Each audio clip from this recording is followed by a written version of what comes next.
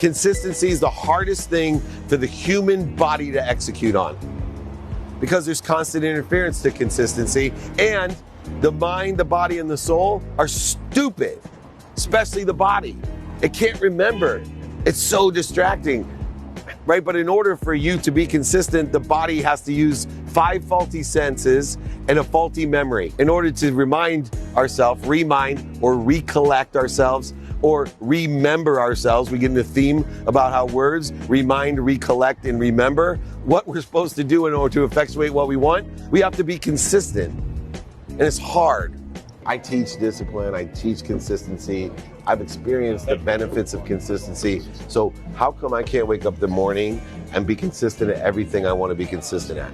Right? Whether it's nutrition or working out, or how is it I can't be consistent? Or even it took me 4 years to study the Course in Miracles every day, or 9 months to say thank you. Like the guy who stands on stage and teaches people to say thank you. Why did it take me 9 months before I could do it 30 straight days? The conscious mind tries to protect yourself with the ego.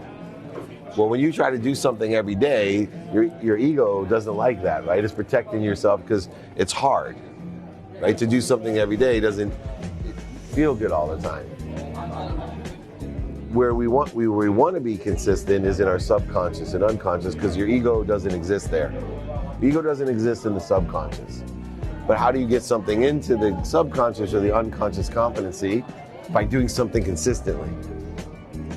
Right? And that's why people who have obsessions, addictions, personality traits, characteristics that are so consciously logical. I want to lose weight, right? Or I want to quit drinking.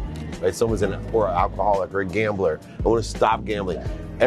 When they're not in it, outside of their ego, right? There's no resistance, right? They're in that conscious, subconscious, all working. But the minute the resistance starts, what do? Fear of loss. I'm not gonna be able to drink. I'm not gonna be able to gamble. And the ego starts saying, you got to protect yourself. So we limit the consistency. I talk a lot about all these little things. Do it now, do it in the calendar. We were even talking about some of the things today in the car, Dan, coming over. And I still think to myself, doesn't really matter what I effing teach you if I can't teach you to be consistent. Because consistency elevates your awareness. What's the lesson? Don't limit your point of entry. Consistently, persistently pursue your potential and enjoy it. That's all I did.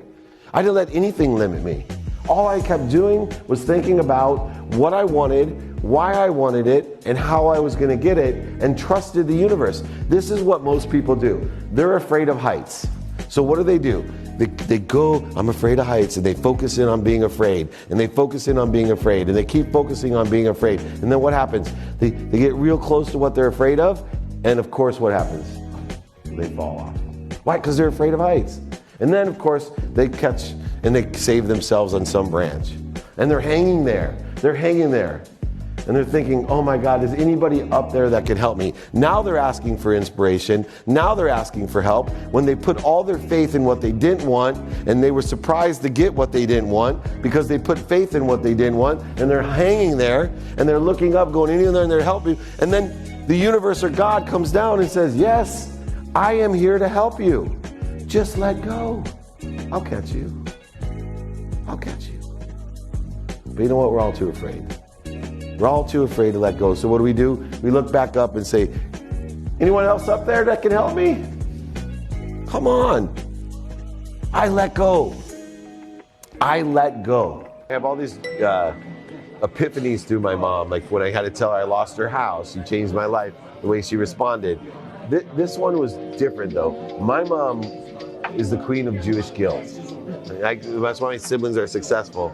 But this is fairly recently, was making me feel guilty, and she was making me do things like come down to my house and, can you do this for me? And I'm thinking, I have other brothers and you could do this. Like, what is it going on? I started realizing she wants me to prove that I love and appreciate her. So I put this thing to a test because I was just getting the workout thing. I said, all right, I should call my mom every day. And I'm like, that's not realistic.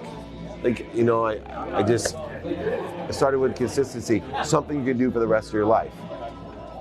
So I said, I could give my mom a minute a day. That's what I did. I said, I'll give my mom minimum of a minute a day. to tell her I love and appreciate her.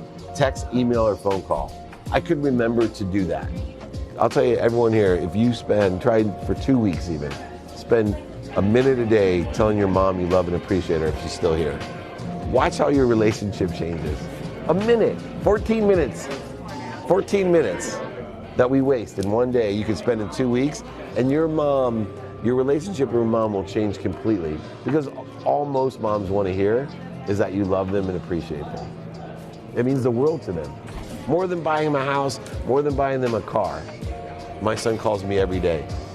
I've seen my mom, go somewhere and not any of the awards, not any of the BS stuff, right?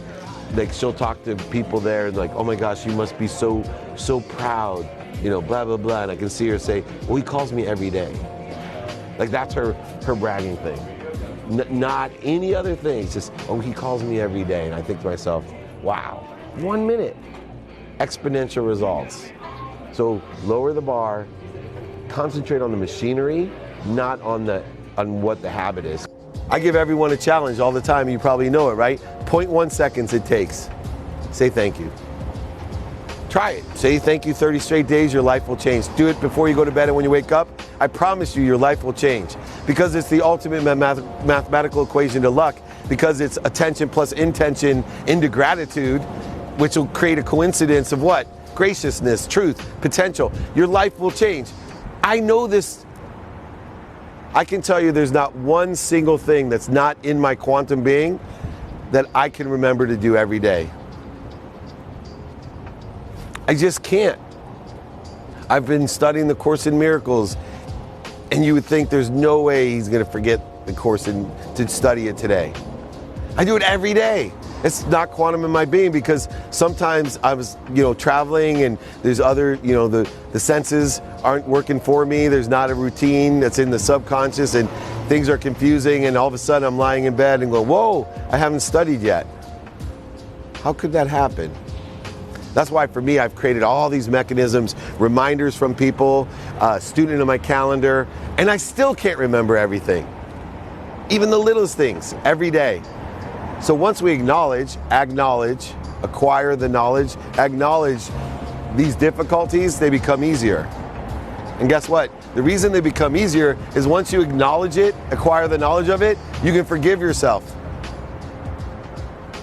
Because it's part of the process, the journey to enjoy the consistent, persistent pursuit of your potential.